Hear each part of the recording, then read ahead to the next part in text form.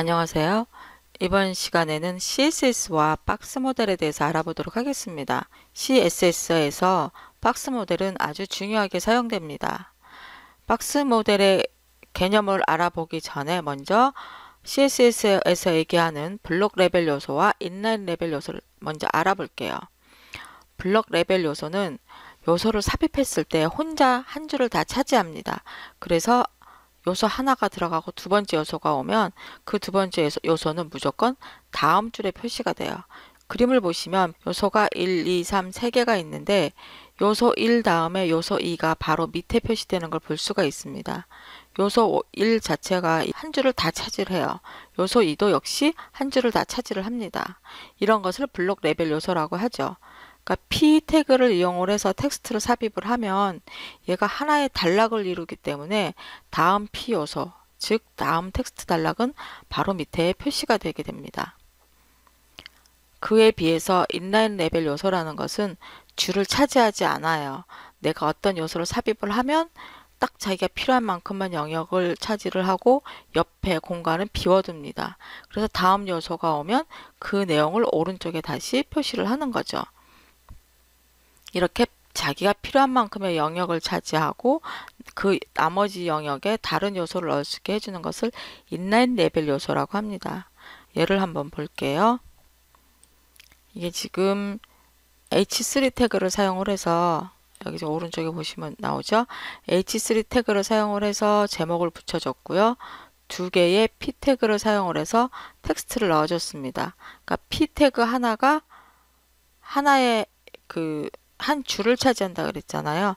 그래서 두 번째 P 태그는 옆에 공간이 남아 있음에도 불구하고 바로 밑에다 표시가 됩니다.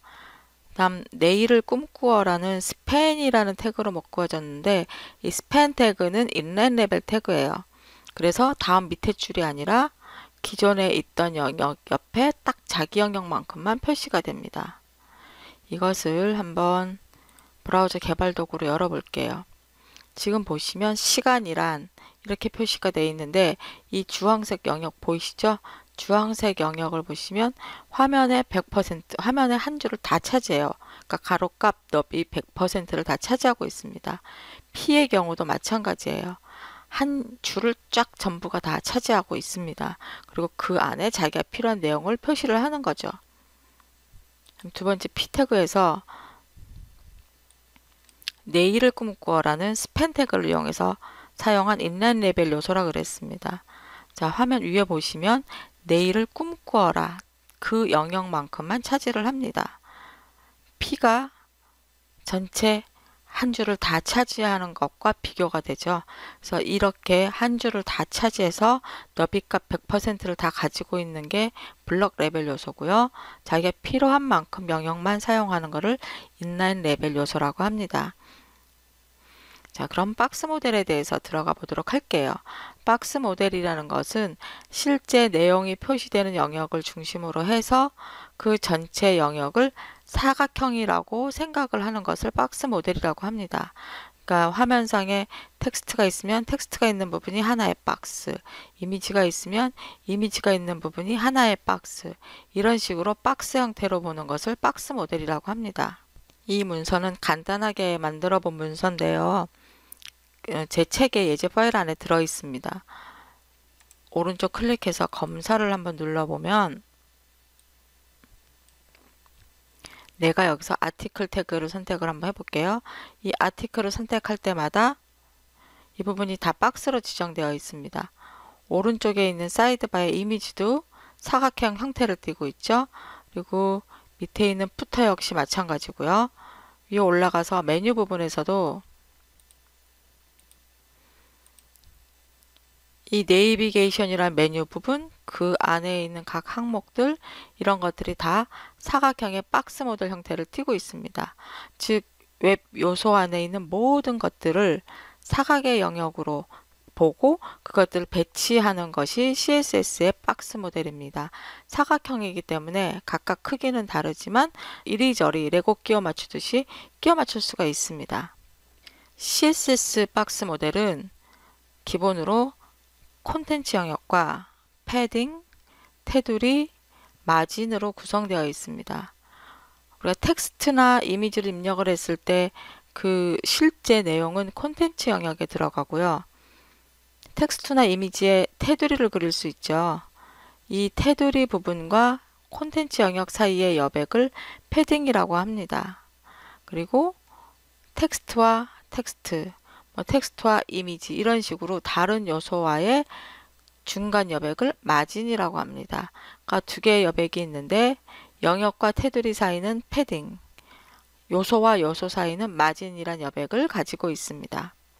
자, 지금 보고 있는 요소에서 아무 요소나 선택을 해서 검사를 해보겠습니다. 그러면 밑에 태그 부분이 나오고 오른쪽에 CSS와 관련된 화면이 나와요. 여기서 컴퓨티드라는 부분을 클릭을 해보면 지금 현재 내가 마우스 커서를 올려놓은 아티클 영역에 대한 CSS 박스 모델이 보입니다. 실제 콘텐츠 영역은 250 곱하기 220이고요.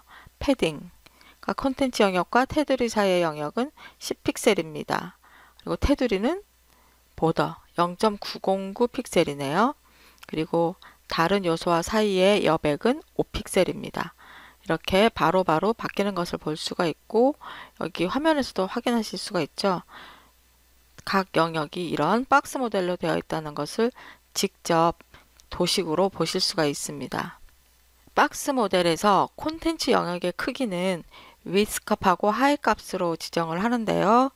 이때 조심하셔야 될 게 이 실제 콘텐츠 영역의 너비 값이 원래는 width가 있고 패딩이 있고 테두리가 있고 마진이 있기 때문에 이 마진은 요소와 요소 사이의 거리니까 이 부분은 빼고 콘텐츠 영역 width 값하고 패딩 값하고 테두리 값까지 합친 게 실제 박스 모델의 너비 값이 됩니다. 그러니까 얘가 화면에서 차지하는 너비 값. 그런데 인터넷 익스플로러 6에서는 콘텐츠 영역의 너비 값과 그다음에 패딩 값, 테두리 값까지 다 합친 것을 width로 지정을 해요. 인터넷 익스플로러 6 사용자가 지금 전혀 없다면 상관이 없는데 인터넷 익스플로러 6 사용자까지 고려한 그 웹사이트를 만든다면은 이 width 값을 지정을 할 때 주의하셔야 돼요. 내가 width 300픽셀이다 라고 지정을 하면 그 300픽셀 값 안에 패딩 값이랑 테두리 값까지 다 포함돼서 익스플로러에 표시된다는 거. 그 점을 기억을 해두시고요. 만약 익스플로러 6를 고려하지 않는다라면 간단하게 이 width 값은 단순히 콘텐츠 영역의 너비 값이다 라고 생각을 하시면 됩니다. width 값이나 height 값은 픽셀 값으로 지정을 해도 되고 퍼센트 값으로 지정을 해도 됩니다. 퍼센트 값이라는 것은 부모 요소를 기준으로 해서 몇 퍼센트가 되는지를 지정을 하는 거고요. 아무것도 지정을 하지 않으면 오토가 돼서 실제 콘텐츠 영역만큼만 잡히게 됩니다. 이 width 값을 고정된 값인 픽셀 값으로 지정했을 때와 퍼센테이지로 지정을 했을 때 어떻게 달라지는지 한번 보도록 할게요. 이 주황색 상자가 200픽셀, 너비 값을 200픽셀이라고 지정한 것이고요. 파란색 상자는 너비 값을 50%로 지정을 한 것입니다. 밑에 있는 파란색 상자는 부모 요소를 기준으로 하기 때문에 이 예제에서는 브라우저 창이 부모 요소가 됩니다. 이 브라우저 창을 줄이게 되면 줄인 이 너비 값의 50%가 너비가 되고요. 만약에 브라우저 창을 넓히게 되면 그 넓은 너비만큼의 50%가 파란색 상자의 너비 값이 됩니다.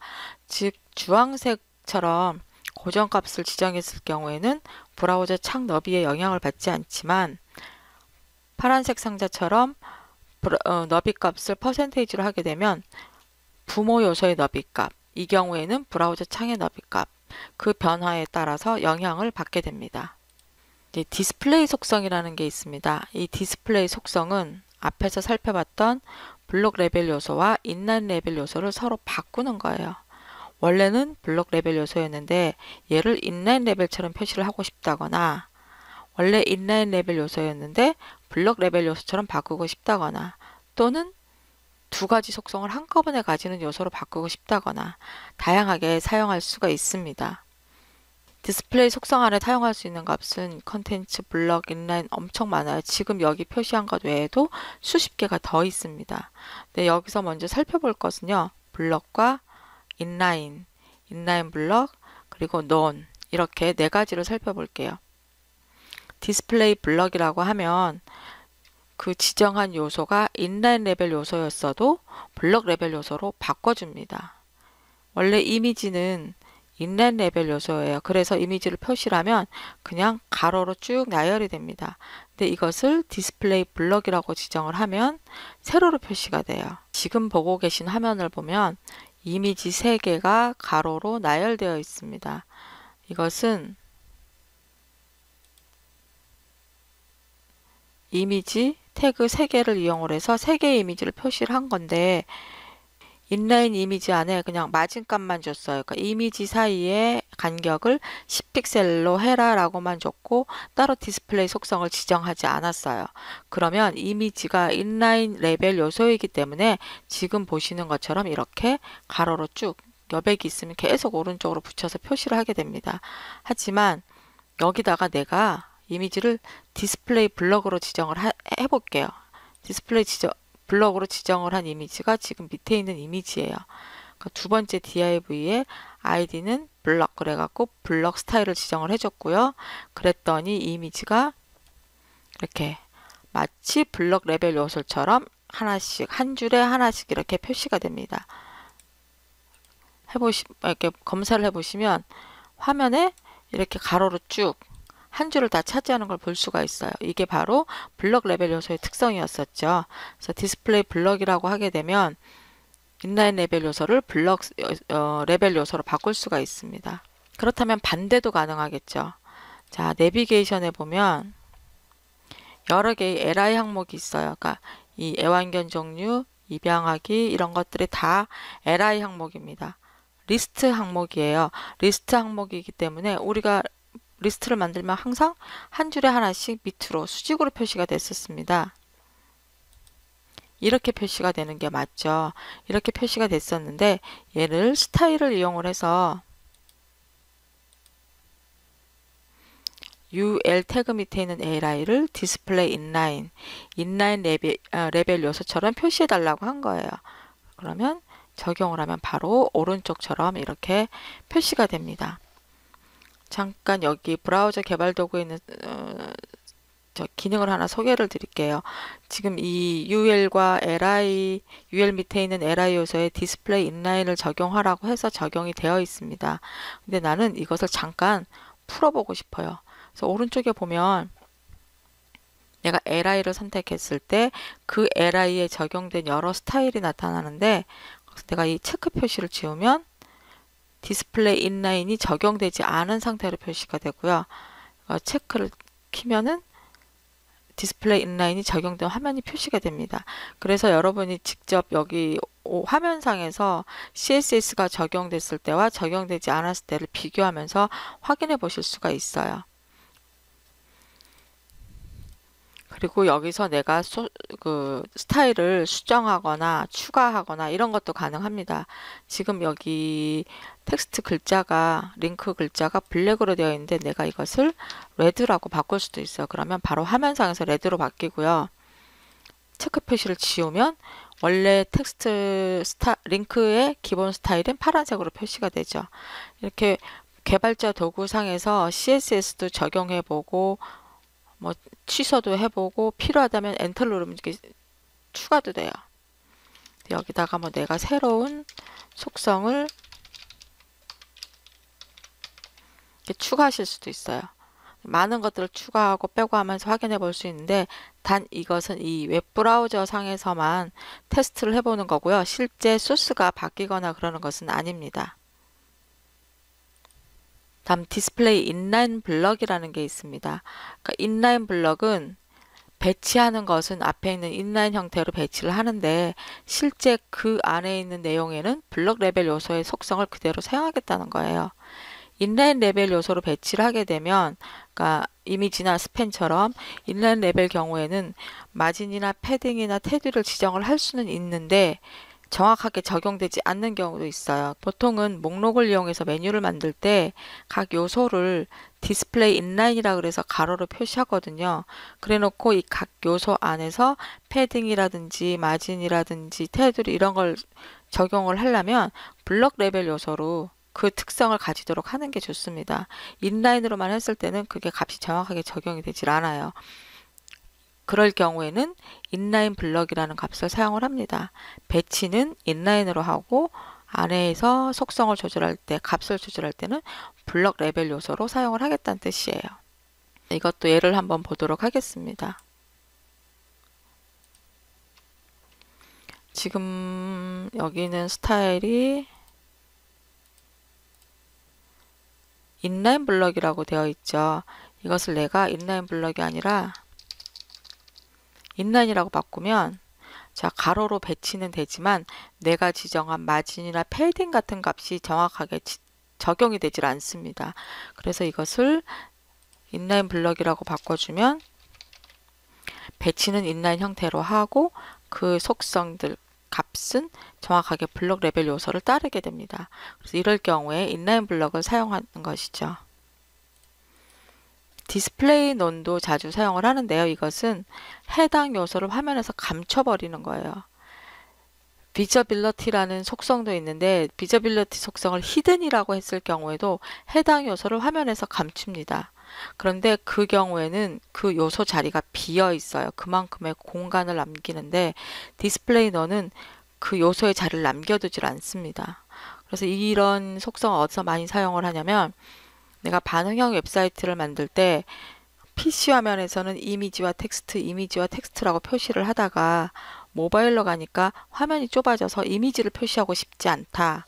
그러면 미디어 쿼리를 이용을 해서 화면이 그 모바일 화면 크기일 경우에는 이미지의 디스플레이 속성을 논으로 해라 라고 지정을 하게 되면 모바일 화면에서 볼 때는 그 이미지가 나타나지 않습니다. 그리고 화면에서 공간도 차지하지 않기 때문에 자연스러운 레이아웃이 되죠. 그럴 때 주로 사용하는 게 디스플레이 넌 속성입니다. 지금 살펴본 4개의 속성값 외에도 이 속성값들이 되게 많아요. 이것을 다 여기서 나열하기에는 너무 많기 때문에 제가 자주 사용하는 4가지 속성에 대해서만 알아보았습니다. 감사합니다.